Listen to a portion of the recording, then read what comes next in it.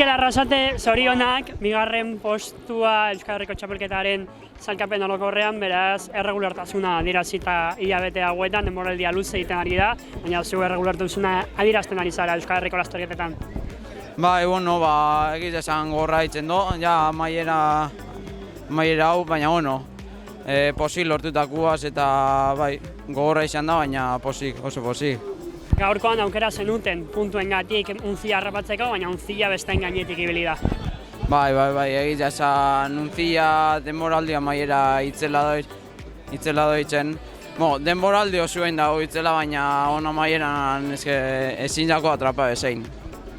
Oraindik hilabete bat geratzen da, lasterketa batzuk garrantzitsuak dira, Arandara zoiazte, gero premundialare egongoa, oraindik ere badago aukera zeuen burua erakusteko.